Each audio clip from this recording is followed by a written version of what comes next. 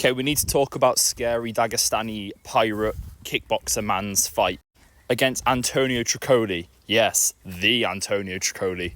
Jolton Lutterbach pulled out. Antonio Trocolli steps in short notice. The fight opens up with 2 straight right hands to the face. Unfortunately, it was the renowned kickboxer who took the punches. Didn't seem to phase him, but it led to a lot of this. There was a lot of this throughout the fight. 6'5" Trocolli could not pass Shara Bullet's legs, and I feel scared just him staring into my soul, let alone if I was fighting him. Then the second they separate and start throwing knees, Mark Goddard interjects, as Trocolli just stares blankly at Mark Goddard, shouting at him in a language he doesn't speak. I loved watching his kicks. Here he throws a question mark kick, followed by an oblique kick, followed by another oblique kick, followed by another oblique kick.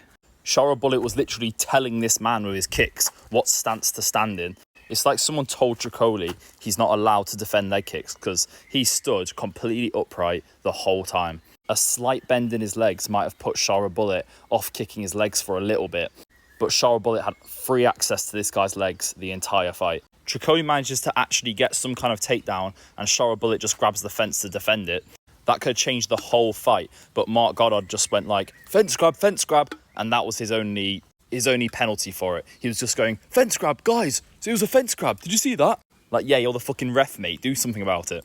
It was so bad that they actually replayed it 30 seconds later. After that, Trocolli was sort of just like, well, why am I bothering fighting him then? He goes for a takedown, which Magomedov easily sprawls. I know he's a kickboxer, but mate, it's not like wrestling is foreign for him. He is Dagestani. Third round, and Trocolli's just waiting to be finished, to be honest. Shoots a lazy takedown, gets kneed in the face, and then Shara Bullet patterns him up against the cage and drops down, and Mark Goddard just waves it off. Overall, good fight for Shara Bullet. He was miles better than his opponent, but like, he finished him, so can't complain about it, really.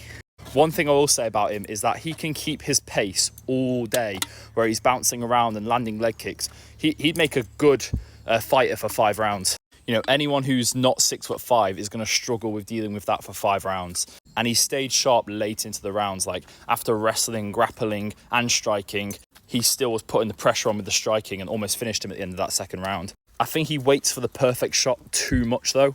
Like, you can see him attempt counters that might kind of work, but then doesn't follow it up with anything. And I think a big factor of him getting a finish was just that Antonio Trocolli just isn't UFC level. The guy fights like his last win was 3 years ago, and his win before that got overturned because he only won because he was doping.